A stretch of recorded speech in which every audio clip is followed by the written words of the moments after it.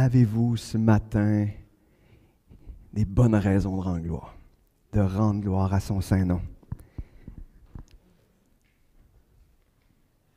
Pas tout le monde, OK. Mais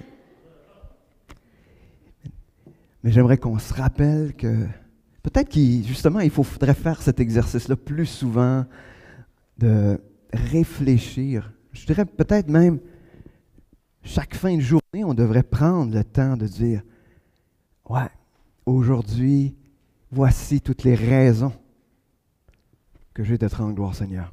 Puis si on ne les voit pas, c'est aussi le moment de dire, Seigneur, rends-moi capable de voir les dizaines et les dizaines et les centaines de raisons de te rendre gloire chaque jour. Souvent, on voit des gens qui vont dire, hey, je viens de me réveiller ce matin. Déjà une bonne raison de rendre gloire parce qu'on s'est réveillé ce matin.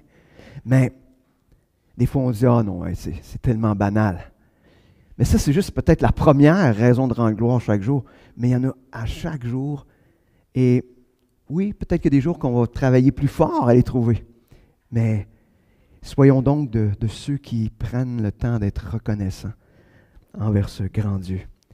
Pour ceux qui nous suivent en ligne, tantôt, peut-être au début, vous avez eu de la misère, vous avez peut-être pensé que votre ordinateur ne fonctionnait pas bien. Non, c'est nous. Donc, nous, c'est le problème technique était ici, mais en principe, tout devrait être rentré dans l'ordre maintenant.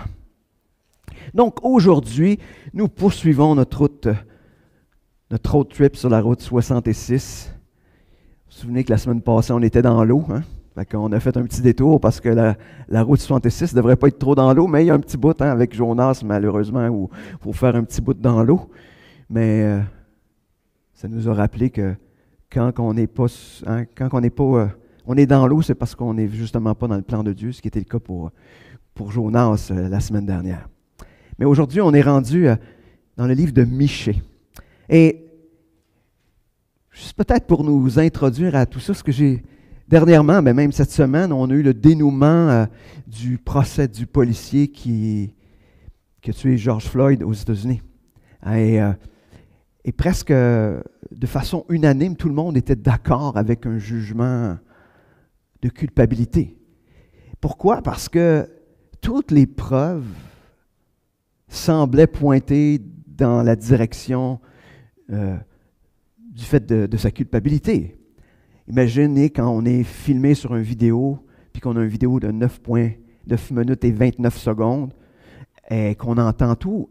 C'est difficile de dire je ne l'ai pas fait. Et même si au départ, quand tout le monde fait ça, quand on va en cours, on demande est-ce que tu es coupable? Tout le monde va dire non, coupable. C'est la manière quand on passe en cours. Et la preuve que c'était tellement flagrant, c'est que le jury a mis à peine quelques heures à prendre une décision pour déclarer qu'il était coupable. Mais imaginez si nous étions accusés dans un tel procès, où les preuves et les témoins s'additionnent de jour en jour, et qu'on a même une preuve vidéo, hors de tout doute de ce que vous avez fait. Imaginez comment on pourrait se sentir là-dedans.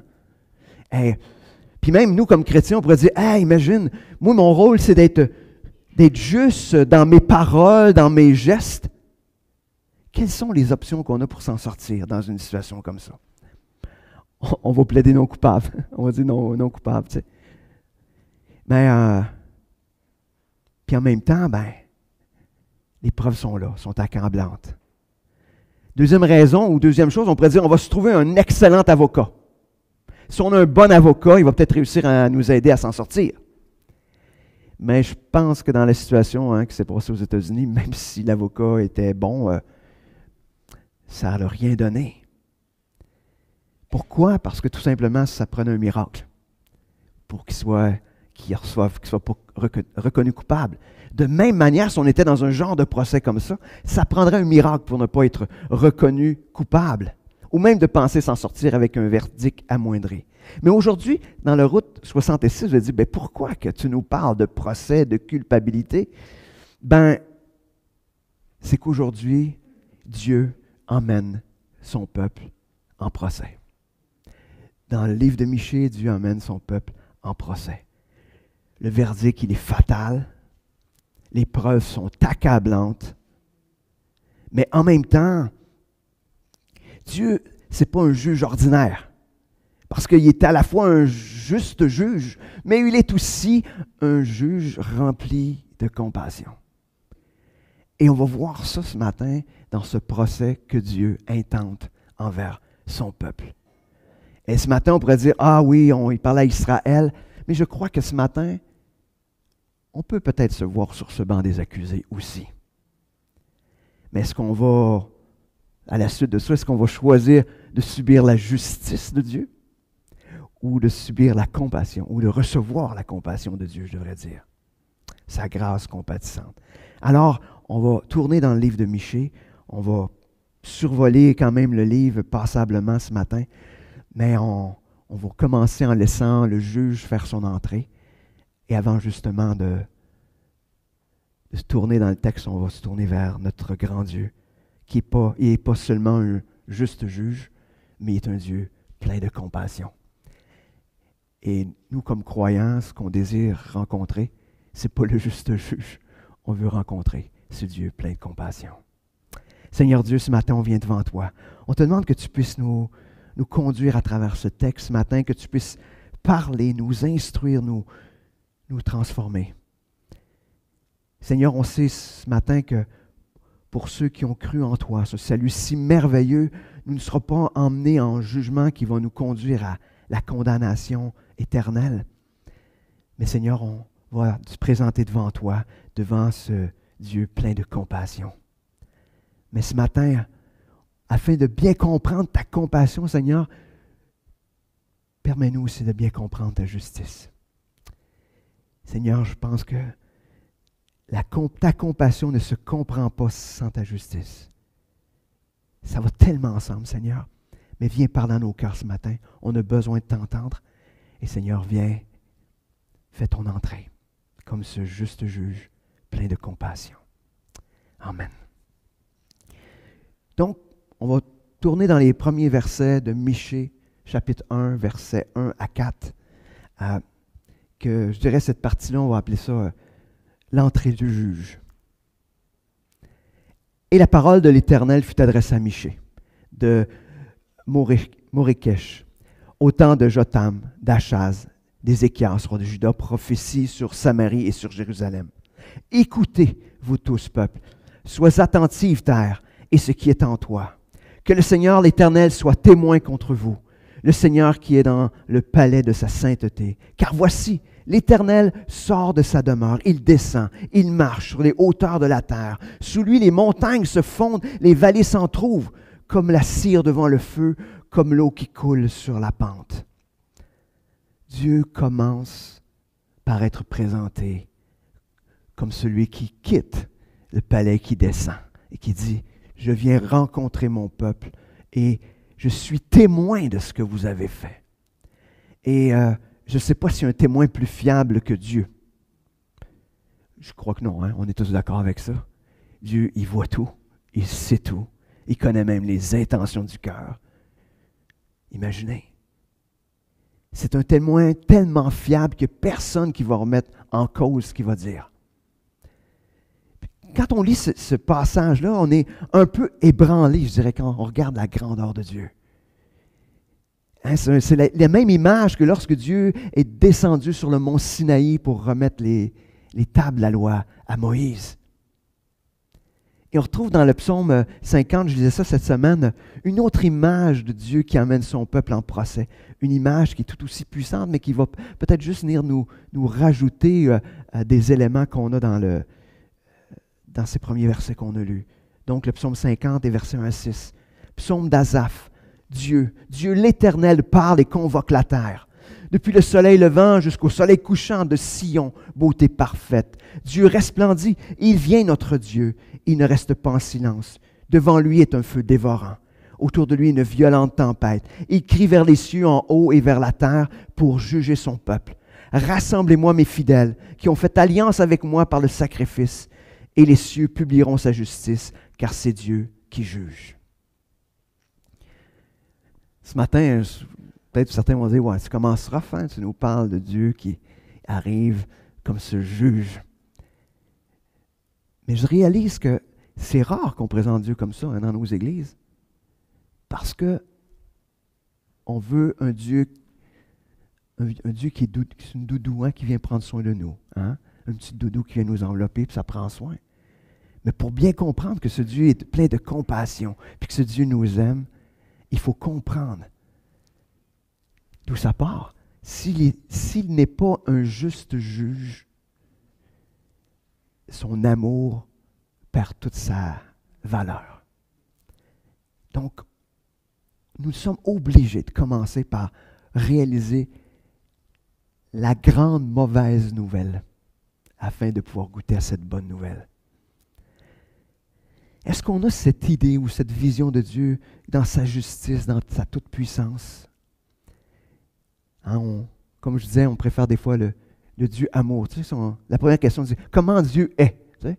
Est-ce que la première chose, c'est qu'on va dire, Dieu est un juste juge? Hein, tu sais, des fois, on fait ça, on demande, Dieu est, tu sais? Alors, Dieu est. Est-ce que ce serait quoi la première chose qui va sortir? Il est un juste juge? Non, ça va être Dieu est amour. Dieu est plein de compassion, Dieu. Mais Dieu est aussi ce Dieu juste.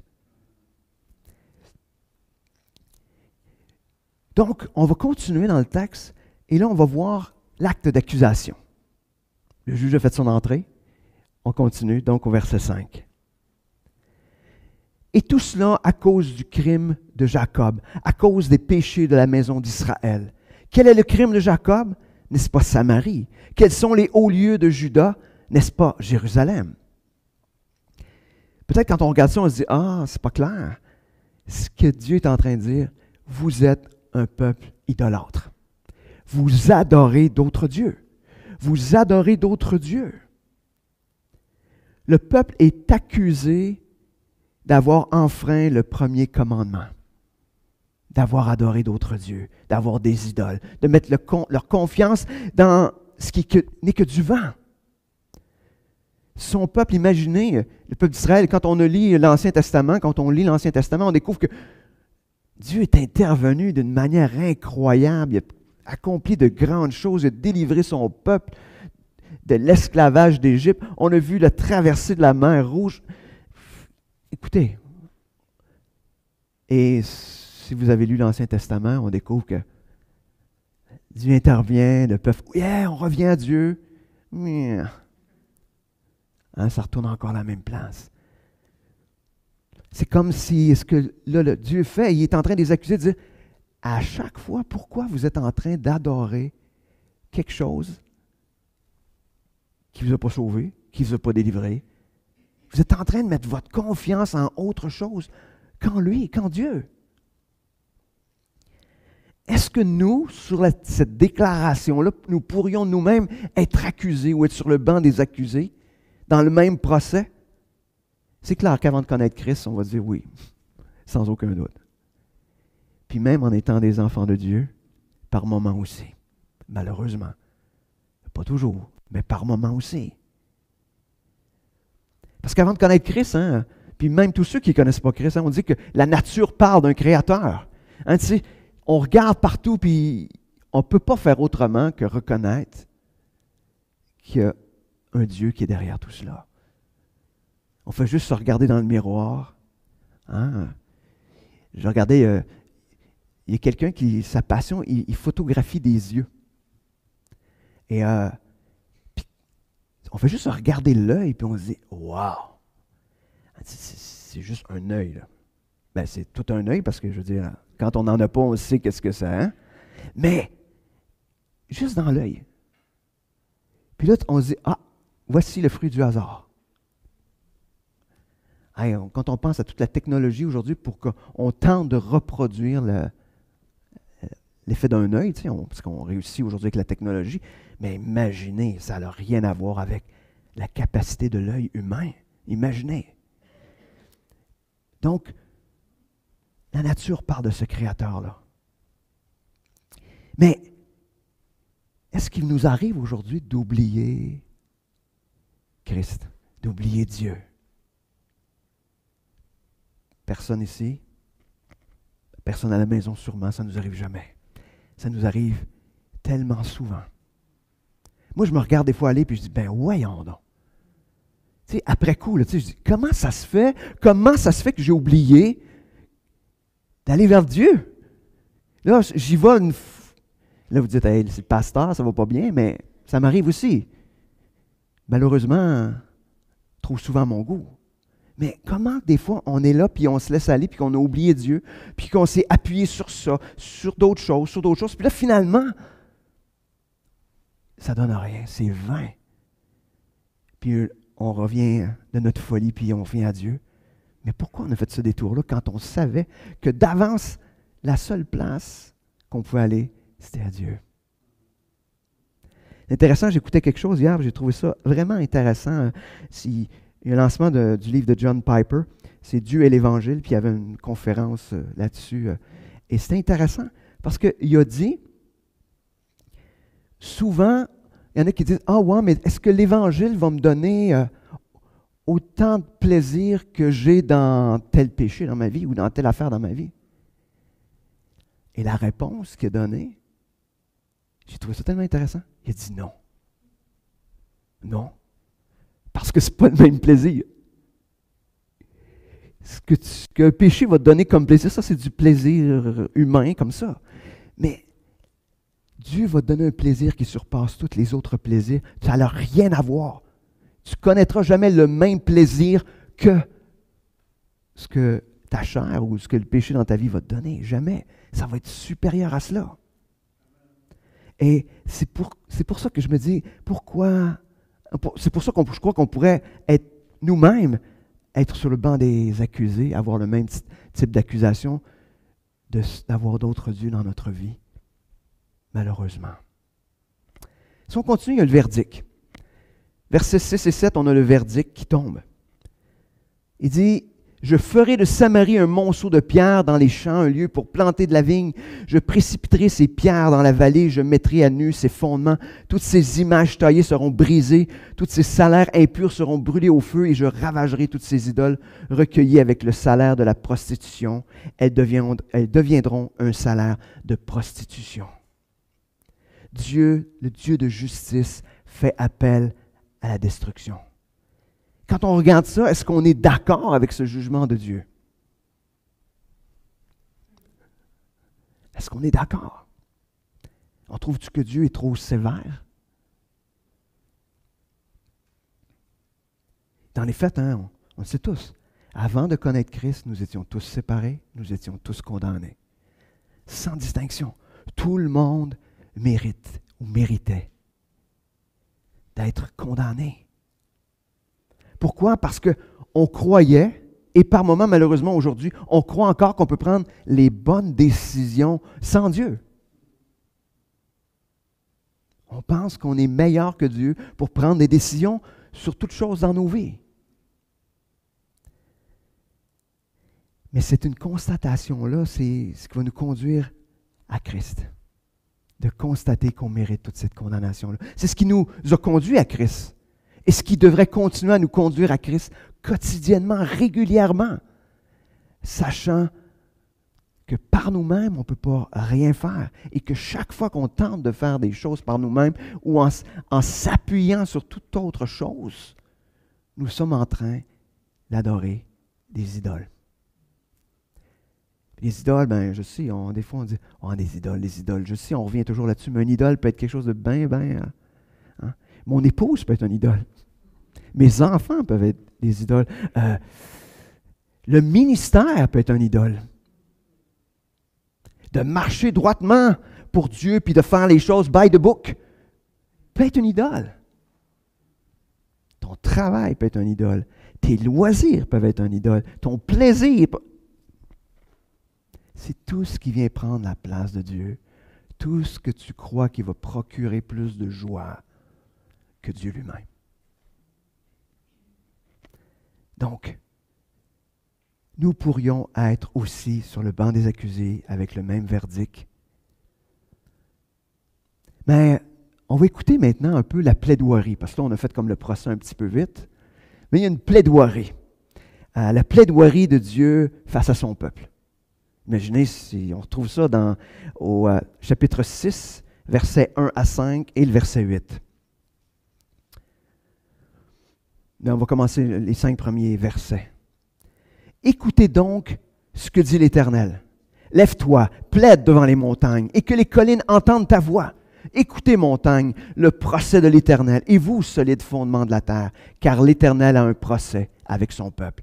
Il veut plaider avec Israël. Mon peuple, que t'ai-je fait? En quoi t'ai-je fatigué? Réponds-moi, car je t'ai fait monter du pays d'Égypte, je t'ai délivré de la maison de servitude, et j'ai envoyé devant toi Moïse, Aaron et Marie. Mon peuple, rappelle-toi ce que projetait Balak, roi de Moab, et ce que lui répondit Balaam, fils de Béor, de Sittim à Gilgal, afin que tu reconnaisses les bienfaits de l'Éternel. Imaginez, la plaidoirie se fait devant toute la création. Imaginez, là. Dieu convoque la création à assister au procès que Dieu fait. Il les prend à témoin.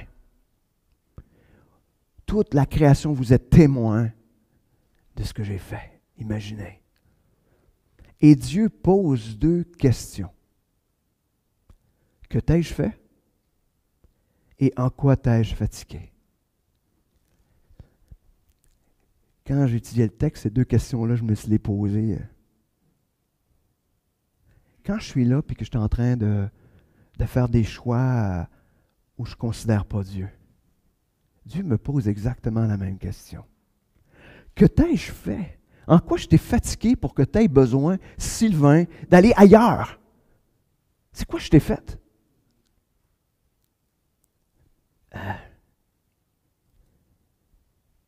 Pour Dieu, ça serait les 2 seules raisons valables de l'éloignement du peuple de Dieu. Les 2 seules raisons, ce serait que Dieu il aurait fait quelque chose pour que le peuple désire, ou que Dieu fatigue le peuple. Imaginez. Mais qu'est-ce que Dieu fait? Il est juste en train, après ça, de les énumérer. Voici comment j'ai pris soin de vous autres. Voici ce que j'ai fait. Voici ce que j'ai fait. Et il reparle de tout ce qui est passé d'Égypte, de la sortie d'Égypte. Il parle de un peuple, il y en a que des leaders voulaient les maudire, mais finalement, comment Dieu a emmené la bénédiction, a fait tourner la malédiction en bénédiction. Est-ce que Dieu vous pose cette même question-là? Moi, je crois que oui. Moi, je crois que oui. Dieu, ce qu'il fait dans sa plaidoirie, il était tout simplement en train de leur rappeler la vérité. La vérité concernant ce qu'il fait. La vérité, tu sais, il corrige les mensonges. Il est en train juste de corriger le mensonge ou les mensonges que le peuple croit à propos de lui. Il est en train de dire, excuse, j'étais là, c'est moi qui étais là qui t'a fait sortir d'Égypte. Je t'ai donné des leaders pour t'occuper de toi. Je t'ai défendu, je t'ai protégé, je t'ai donné une direction. Wow! Dieu a fait tout cela pour que le peuple reconnaisse qui est Dieu. Imaginez, Dieu les a présentés comment il les aimait. Si Dieu n'avait pas de souci de son peuple, il aurait dit, débrouillez-vous tout seul. Et ce n'est pas le cas. Dieu est intervenu, puis pas d'une petite manière, d'une manière incroyable. Est-ce que ça nous interpelle ce matin? Est-ce que nous sommes reconnaissants de ce que Dieu fait? De ce que Dieu fait. Chaque jour, chaque instant. Je vais revenir là-dessus. La reconnaissance. Moi, je sais que je ne suis pas assez reconnaissant. Mais on a besoin d'être reconnaissant. Il me semble que c'est la source de plein de joie. Parce que quand on se met à reconnaître, parce que quand on est là puis qu'on est en train de déprimer par rapport à quelque chose, il faut se retourner là. Dire, hey, j'ai-tu raison vraiment de me déprimer? Pourquoi je me comporte comme quelqu'un d'abandonné? Hein, parce que quand on déprime, c'est parce qu'on croit que Dieu nous a abandonnés. En tout cas, c'est vrai pour moi. Les autres, peut-être, c'est d'autres sujets, mais je pense que la majorité du temps, quand on se met à déprimer, c'est qu'on croit que Dieu nous a abandonnés. Comme le peuple, lui est devenu idolâtre parce qu'il croyait que Dieu l'avait abandonné, qu'il ne s'occupait pas. Puis il dit, la manière de te rappeler que Dieu ne t'a pas abandonné, c'est de te rappeler tout ce qu'il fait. Tout ce qu'il fait. Parce que c'est le plus grand mensonge que de croire que Dieu ne se soucie pas de nous comme enfants de Dieu. Et c'est le mensonge que l'on croit le plus souvent, malheureusement. Dieu m'a abandonné. Même si nous autres, on s'éloigne, Dieu n'abandonne jamais. La preuve, c'est que des fois, même quand on s'est éloigné, moi en tout cas, je peux dire dans ma vie, des fois où que je me suis éloigné, je me suis aperçu que Dieu ne m'abandonnait pas. Moi, je dis, les gens ne le savent peut-être pas beaucoup, mais moi, dans ma vie chrétienne, j'ai un détour de, je vais vous dire pas trop d'années, mais au moins 5 ans. Un 5 ans où ma Bible a été serrée en ramassant la poussière, là. Mais un jour, Dieu qui ne m'avait pas abandonné, qui me laissait aller au bout de ma folie, a juste fait comme, wow, ça finit aujourd'hui. Aujourd'hui. Et il n'a pas fait, j'ai pas reçu 14 claques derrière la tête, là. Et non. Non. Pourtant, je m'en méritais pas mal. Mais Dieu s'est servi du peuple de Dieu.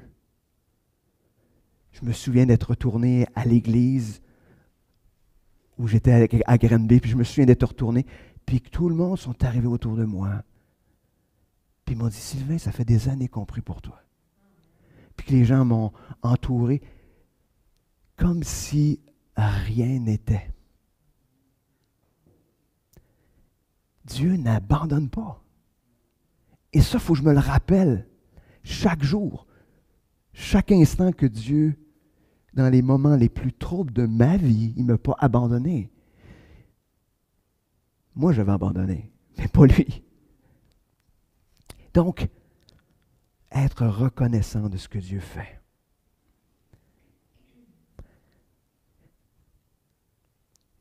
Il dit, voici ce que j'ai fait pour toi. Il parle au peuple de Dieu. Ça devrait engendrer quelque chose dans ton cœur. Et ce qu'on retrouve au verset 8, il dit, on t'a fait connaître aux hommes. Hein, ce verset-là, on l'aime bien. Là, on l'a même appris par cœur. Un chant là-dessus. Hein?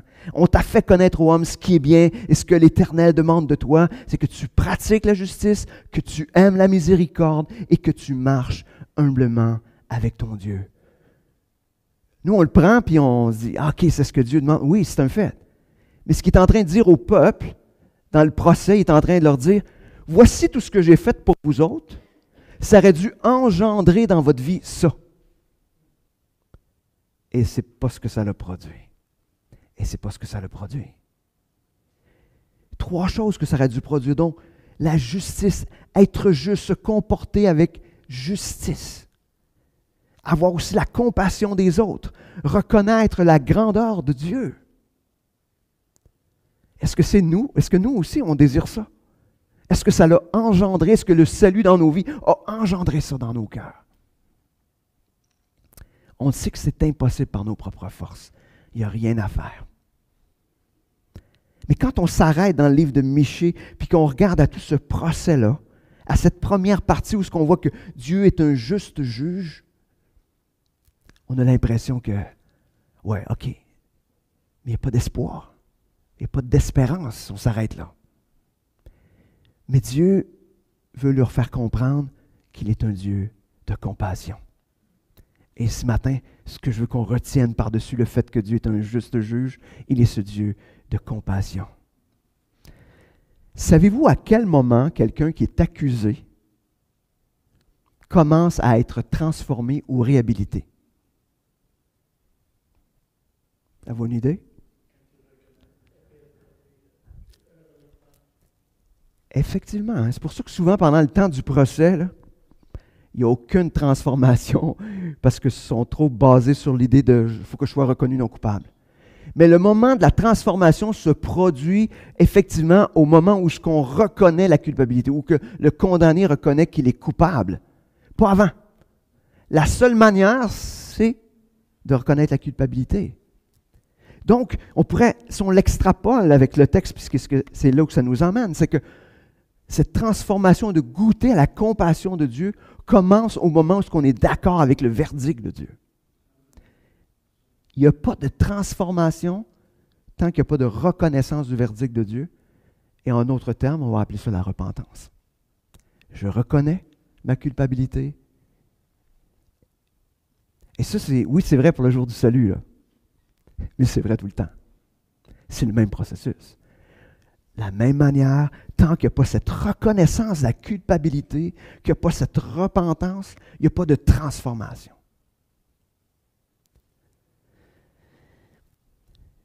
Donc, si nous ne sommes pas d'accord avec le juste jugement de Dieu sur ce repas, ni sa compassion, ni son amour. C'est clair. C'est pour ça, des fois, on est là, on dit, on essaie de présenter l'Évangile. Voici, je vais te parler de la bonne nouvelle. Pour avoir besoin d'une bonne nouvelle, il faut que tu sois conscient qu'il y en a une mauvaise. Et c'est pour ça que tant que Dieu n'a pas fait cette œuvre, autant qu'il fait dans nos vies que dans la vie des gens qui nous entourent, il n'y a rien à faire. On ne peut pas goûter à l'amour, la compassion de Dieu. Imaginez ici, on est plusieurs centaines d'années avant la venue de Jésus. C'est quand même particulier. Puis Dieu désire manifester sa compassion, sa grâce. Dieu désire au moins quand on lit dans le texte, parce qu'il parle du reste, d'un reste qui va être sauvé. Et quelle belle image aussi, hein, parce qu'on sait que le salut est offert à tous. Mais probablement qu'il y aura juste un reste qui recevra cette grâce-là. Mais déjà, tout est en place plusieurs centaines d'années avant à la venue de Jésus. D'ailleurs, dans Michée 2, versets 12-13, c'est intéressant, hein? Dieu commence par se présenter comme un berger. Ça nous dit, « Je te rassemblerai tout entier, ô Jacob. Je rassemblerai les races d'Israël. Je les réunirai comme les brebis d'une bergerie, comme le troupeau dans son pâturage. Il y a un grand bruit d'hommes. Celui qui fera la brèche montera devant eux. Ils feront la brèche, ils franchiront la porte. Ils en sortiront. Le roi marchera devant eux et l'Éternel sera à leur tête. » Ça ne vous fait pas raisonner d'autre chose, hein? Le psaume 23 et Jean 10. Jean 10. Jésus se présente comme le bon berger. Le bon berger qui va rassembler les brebis. Ce bon berger qui marche à la tête de ses brebis.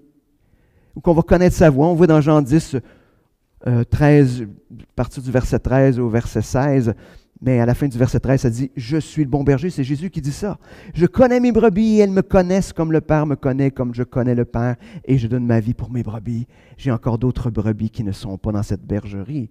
Celles-là, il faut que je les ramène. Elles entendront ma voix et il y aura un seul troupeau, un seul berger. » Exactement la même image qu'on trouve dans Michée, qu'on trouve ici. La même image.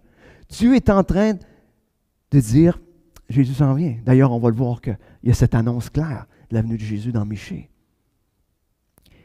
On voit que Jésus est, ou sera, parce qu'on se place au temps de Michée, sera l'accomplissement de la bonne nouvelle de la compassion de Dieu, ou de l'amour de Dieu pour nous.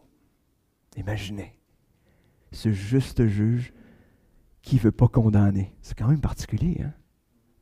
Ce juste juge qui ne veut pas condamner, qui aime trop sa création. Imaginez. On continue aussi, on découvre que Dieu, il se présente comme le Dieu de compassion, mais aussi pour tous. On est dans Michée 4, versets 1 et 2. Dieu désire offrir sa compassion non seulement à son peuple, à Israël, mais il veut l'offrir à tout le monde. Cette compassion-là, toutes les nations. Donc, il nous dit, il arrivera dans la suite des temps que la montagne de la maison de l'Éternel sera fondée sur les sommets des montagnes, qu'elle s'élèvera par-dessus les collines et que les peuples y afflueront. Des nations s'y rendront en foule et diront, « Ah, c'est drôle, je ne savais pas, je vous ai lu tantôt dans l'Apocalypse. Ah, c'est intéressant, hein, le verset du jour nous parle de toutes les nations qui sont rassemblées. Puis on se retrouve ici avec Michée qui nous parle de toutes ces nations-là, qui sont là aussi. afin qu'il nous enseigne ses voies et que nous marchions dans ses sentiers, car de Sion sortira la loi et de Jérusalem la parole de l'Éternel. On voit ici que Dieu règne sur toute la terre. Toutes les nations reconnaissent qui il est et se présentent devant lui. Dieu qui est sur son trône, toutes les nations. Hein, on a vraiment l'image qu'on a lue ce matin dans l'Apocalypse au chapitre 7. Cette même image. Imaginez, c'est le Dieu juste qui passe au Dieu rempli de compassion.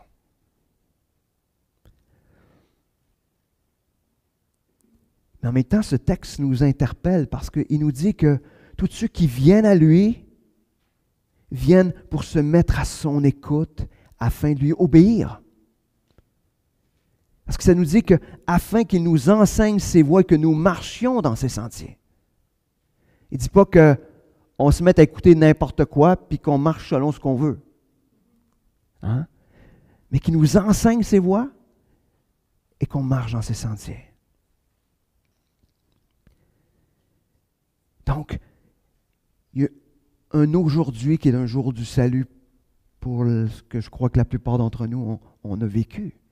Mais aussi ce salut qui se produit chaque jour, qu'on appelle la sanctification, où on se met à l'écoute de Dieu, puis une écoute obéissante. Comment peut-on obéir à ce qu'on ne sait pas? Mais aujourd'hui, dans notre culture, c'est ce que je ne sais pas. Ça fait pas mal, mais je veux dire, si je ne sais pas, je ne peux pas rien faire, je ne sais pas. Essayez ça si vous faites arrêter pour un excès de vitesse, dire je ne savais pas qu'il fallait juste que je roule 50 puis que vous roulez à 90. Essayez voir. La police, elle va dire pauvre de toi, tu ne le savais pas. Hein? C'est ce qui va arriver, hein? Et pas tout. Tu sais, la police va dire j'ai une poignée ici dans le dos, hein? On dit mais non! Comme chrétien, on a les Écritures. On les a papier, on les a électroniques, on les a comme vous voulez, on les a dans toutes les langues, dans des multitudes de versions. Ça se peut pas. Puis, comme je dis toujours, lire. Je sais qu'il y en a qui n'aiment pas lire. Je sais qu'il y en a qui aiment mieux lire des bandes dessinées. Je sais qu'il y en a qui lisent juste les grands titres des articles dans le journal, je sais. Mais ce n'est pas lire. C'est de se mettre à l'écoute. C'est de se mettre à l'écoute de Dieu. Je veux t'écouter? C'est là que ça se passe. Puis vous pouvez même vraiment l'écouter, hein, parce que vous pouvez même écouter la Bible en audio, imaginez. Ah là, on est rendu mur à mur, là, tu sais. Puis je réalise, plus qu'on plonge les regards dans les Écritures, plus Dieu se révèle, plus qu'il nous transforme. C'est une équation incroyable. Je réalise dernièrement, le Seigneur permet que je puisse lire à un rythme quand même plus élevé depuis le début de la pandémie, tu sais. Mais je suis en train de lire, là j'ai 1 an et demi, je suis rendu à ma 3e fois que je suis en train de lire la Bible, tu sais.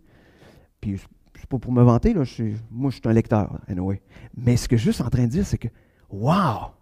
Ce que ça produit en moi, je le vois juste dans ma manière, des fois que je peux emmener des fois certains textes, parce que c'est tellement clair, de plus en plus clair. Et c'est le fun. C'est le fun. Et ça produit un plaisir. Mais non seulement ça, mais Dieu ne nous demande pas juste d'écouter, mais de ceux qui agissent, qui se comportent en fonction de ce qu'ils ont découvert. Et ça, c'est le défi. Mais vous savez, si vous vous mettez à lire, puis vous ne mettez pas rien en pratique, ça fait comme la mer morte, hein, devient saturée. C'est plus capable. Il faut qu'on se mette en action. On va continuer parce que moi, je suis parti. Donc, le résultat, on pourrait appeler ça maintenant le résultat, ce que j'appellerais de la compassion de Dieu. On regarde dans Michée 4, versets 5 à 7, ça nous dit « Tandis que tous les peuples marchent, chacun au nom de son Dieu. Nous marchons, nous, au nom de l'Éternel notre Dieu, à toujours et à perpétuité. En ce jour-là, dit l'Éternel, je recueillerai les boiteux, je rassemblerai ceux qui étaient chassés, ceux que j'avais maltraités. Des boiteux, je ferai un reste, de ceux qui étaient chassés, une nation puissante, et l'Éternel régnera sur eux, à la montagne de Sion, dès lors et pour toujours. On voit dès le départ qu'il y a une distinction qui se produit entre son peuple et les autres peuples. La distinction, c'est la marche. Marche selon leur Dieu ou marche selon Dieu. Donc, la marche, ça veut dire être en obéissance. À quoi on est en train d'obéir? Qu'est-ce qu'on est en train d'écouter? La voix des idoles ou la voix de Dieu?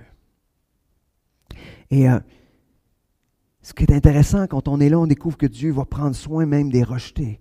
Dieu va régner sur son peuple pour toujours. C'est ça le résultat de la compassion de Dieu. Est-ce qu'on voit ou est-ce qu'on goûte à ce Dieu rempli de compassion ce matin? Est-ce qu'on se voit mis à part, marchant dans l'obéissance? Dieu qui prend soin de nous, Dieu qui règne dans nos vies. De plus en plus. Ne vous en faites pas, nous ne serons jamais des parvenus sur terre. Il n'y a jamais un jour où on va dire « Yes, je suis rendu ».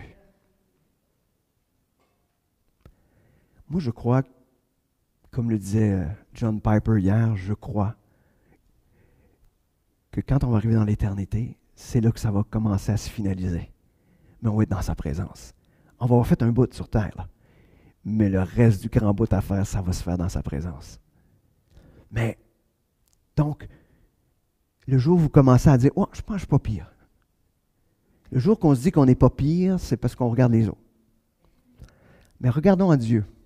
Vous allez voir que le pas pire prend le bord. C'est pas long, hein? Et il nous demande d'être saint comme lui-même est saint. Fait que on s'entend que là-dessus. Continuons. Michée nous présente, imaginez, Jésus comme la réponse de la compassion de Dieu. Tout est impossible par nos propres efforts. Imaginez, Dieu savait d'avance que nous ne serions pas capables de le faire. Et quand on arrive dans Michée 5, versets 1 à 4, ça nous dit « Et toi, Bethléem, Ephrata, petite entre les milliers de Juda, de toi sortira pour moi celui. » Puis dans ma version, celui, c'est un C majuscule. Je ne sais pas, mais dans ma version, c'est comme ça. Celui qui dominera sur Israël et dont l'origine remonte aux temps anciens, aux jours de l'éternité. OK. Ça, c'est l'éternité, ça, c'est l'éternité avant, là. Ça veut dire depuis le début, depuis toujours. C'est pourquoi il les livrera jusqu'au temps où enfantera celle qui doit enfanter. Et le temps de ses frères reviendra auprès des enfants d'Israël. Il se présentera et il gouvernera avec la force de l'Éternel, avec la majesté du nom de l'Éternel, son Dieu. Et ils auront une demeure assurée, car il sera fortifié jusqu'aux extrémités de la terre. C'est lui qui ramènera la paix. Voici l'annonce faite de la venue de Jésus, qui est né à Bethléem, qui est venu régner. Il est celui qui vient apporter la paix. Jésus est celui qui vient apporter la paix entre et son Père. Jésus vient nous réconcilier par sa mort à la croix. Et encore ce matin, on peut être émerveillé de ce salut si grand. Imaginez, des centaines d'années avant la venue de Jésus, Dieu avait déjà planifié l'accomplissement de sa compassion à travers Jésus, son Fils. Imaginez. Puis nous, on est de l'autre bord, là. On est juste les bénéficiaires de ça. Et on peut juste dire, wow! Wow! Et wow, encore. Je pense qu'on peut le dire. Parce qu'il n'y a pas de plus beau mot. Je ne connais pas un mot. Il faudrait l'inventer, mais il ne sera jamais à la hauteur de la grandeur de ce salut-là. Parce que ce salut-là, ce n'est pas juste ce salut pour l'éternité, c'est ce salut qui est déjà actif aujourd'hui dans ma vie. Ça vient avec tout ça. Ne soyons pas de ceux qui se sont ramassés un ticket pour le ciel, puis que pendant leur vie, ils la vivent en suivant leurs propres intérêts, leurs propres désirs, leur propre cœur. Non, non, ça a commencé le jour de votre salut. Et si vous ne l'avez pas encore expérimenté, bien, je vous interpelle à ne pas rester sous le jugement de Dieu, mais à goûter à sa compassion, sa grâce. En conclusion, être à la rencontre de ce Dieu de compassion. J'aimerais ce matin qu'on réalise que Dieu ne nous appelle pas à vivre sous son juste jugement. Bien que ce juste jugement nous interpelle à la repentance, il ne nous appelle pas à vivre sous son juste jugement. Il désire qu'on puisse vivre chaque jour en sachant que nous sommes pardonnés, que nous sommes réconciliés, parce que nous avons reconnu un jour notre incapacité à lui être agréable. Si on reconnaît que Dieu mérite toute cette place-là, mais en même temps, j'ai le goût de vous dire, est-ce que ce matin, on est prêt à partir avec l'idée de « Ouais, OK, je suis souvent en train de chercher l'autre Dieu. » Ça, c'est les mensonges qu'on croit, que le bonheur, la joie seront ailleurs. Est-ce qu'on est là et on se dit « Oui, je le vois dans ma vie. » Si vous ne savez pas, je dis je serais plus, si je vous poserais, posez-vous plutôt la question, je serais plus heureux si. Puis tout ce que vous allez mettre au bout, à part si c'est Dieu, ça vous donne un bout de votre réponse. Il y avait une phrase que quelqu'un avait dit, « Seriez-vous heureux au ciel si Dieu n'y était pas? »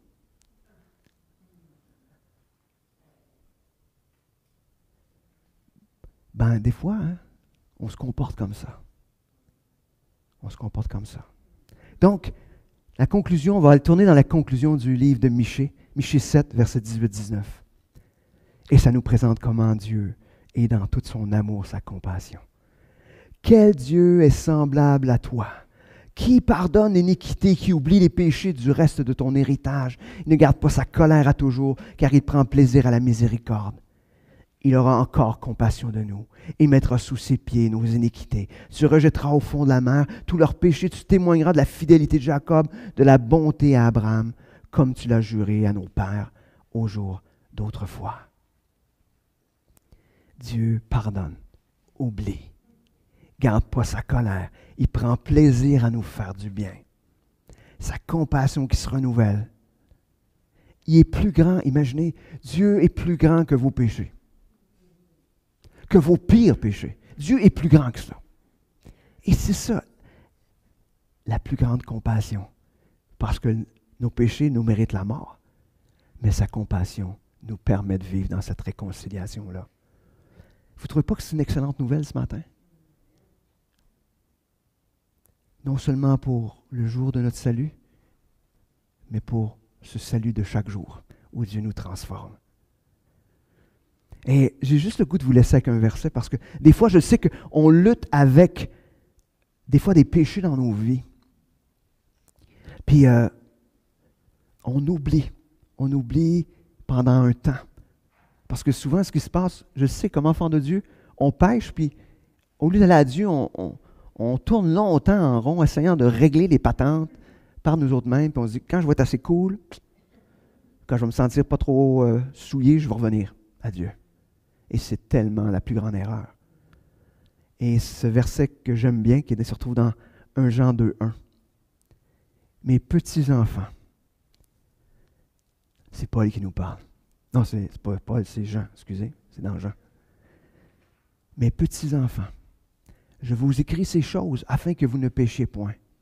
Et si quelqu'un a péché, nous avons un avocat auprès du Père, Jésus-Christ, le juste. Hein, on a parlé de procès, on a parlé de tribunal aujourd'hui.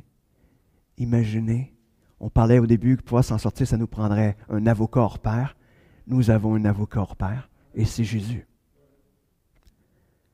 Imaginez ce qu'il est en train de nous dire, c'est qu'à chaque fois qu'on pêche, Jésus est avec nous quand on se présente devant Dieu. Et Jésus dit, pardonnez. C'est pardonné. C'est pardonné. Et on revient, c'est pardonné. J'ai payé pour ça. C'est payé, j'ai payé. Imagine-toi, le paiement est celui qui nous défend. Jésus à chaque fois.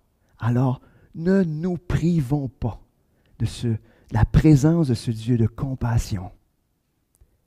Allons à lui avec toute cette liberté, sachant que Jésus est le super avocat et qui dit, tout est payé. Prions. Seigneur, merci. Merci ce matin de te révéler comme à la fois ce Dieu juste, c'est qu'il y a un juge qui est juste. Seigneur, merci de nous faire réaliser que, encore une fois, qu'on méritait la condamnation. Encore une fois, les idoles qui sont dans nos vies, les péchés qui sont dans nos vies, nous méritaient la condamnation. Et nous mériteraient encore même aujourd'hui la condamnation si ce n'était pas de ta compassion manifestée au travers de Jésus, mort à la croix pour nos péchés. Ah oui, Seigneur, qu'on puisse faire comme on vient de lire en terminant dans Jean, se présenter devant toi avec cette pleine liberté, sachant qu'on a le meilleur avocat, Jésus, qui va dire, j'ai payé pour ça aussi. J'ai payé pour ça aussi.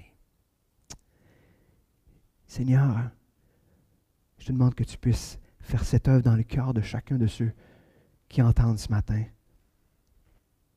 afin que chacun puisse réaliser combien tu es ce Dieu grand, plein de compassion. Merci. Merci Seigneur. Amen.